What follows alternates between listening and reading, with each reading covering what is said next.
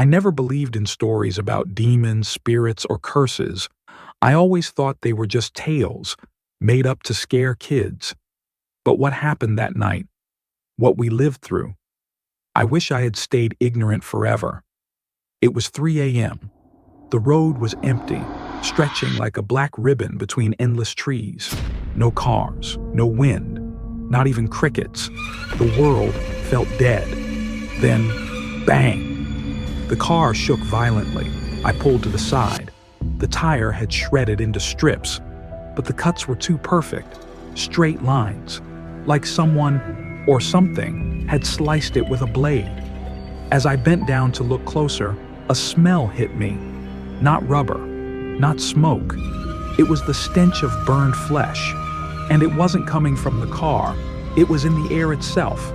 Then I heard it, whispering, low, broken, right behind me. I turned and froze. A tall, thin figure stood a few steps away, bones pushing against pale, almost translucent skin, dressed in black that seemed to swallow the night.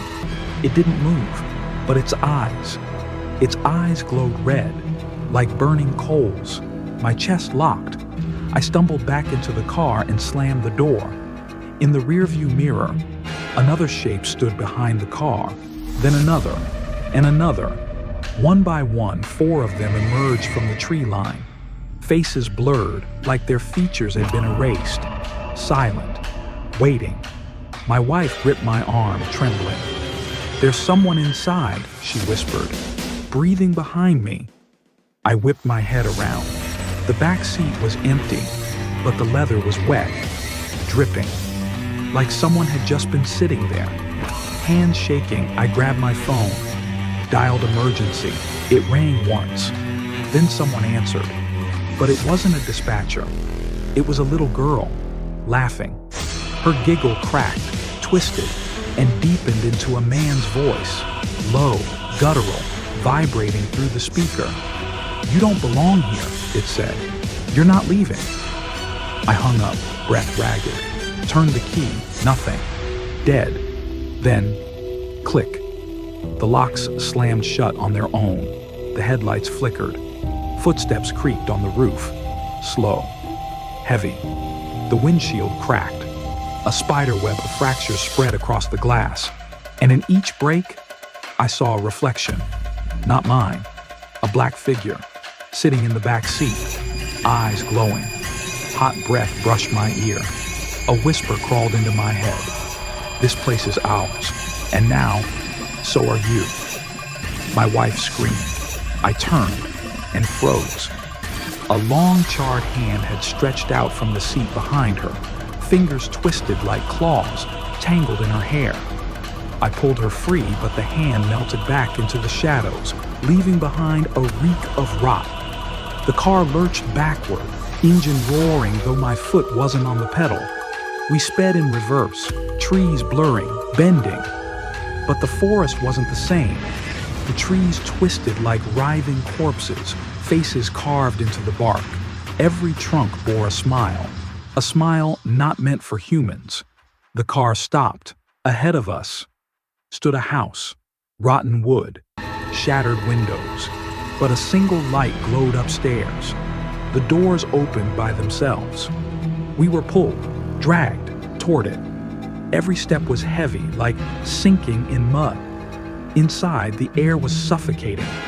The walls were lined with portraits, families, but every face was blurred, torn away. Nothing but smears of flesh-colored paint.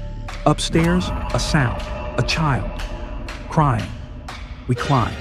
Each step splintered underfoot. At the top, the door. The crying stopped. I pushed it open. There, in the center of the room, a girl, long hair covering her face, a white dress stained dark with blood, cradling a stuffed bear. Her voice was soft. "Come play with me. The game never ends." My wife collapsed to the floor, screaming. The girl tilted her head, slowly lifting her face. There were no eyes, no nose, just a gaping slit across her skull, a mouth lined with hundreds of tiny, twitching teeth. The light burst out. Darkness swallowed the room. The screams began, not just hers, not mine. Thousands, men, women, children, echoing through the walls. Laughter mixed with howls, and the house bled. Blood oozed from the ceiling, the floors, dripping down the frames of the faceless portraits. Hands erupted from the walls, the floor, the ceiling, grabbing, clawing, pulling. I felt myself dragged into the dark. My wife's scream cut short. Gone. I opened my eyes.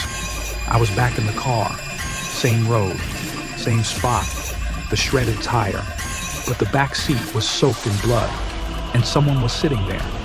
It was me, my own face, my own clothes, but pale, cold, dead.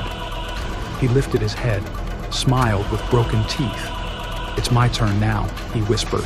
"I'll take your place." And in that moment, I realized I didn't know who I was anymore. Was I the one driving, or the corpse in the back seat? Maybe. I'm neither. Maybe I'm just a voice, a memory trapped in this place. And maybe so are you. See you soon. Don't forget to subscribe and comment.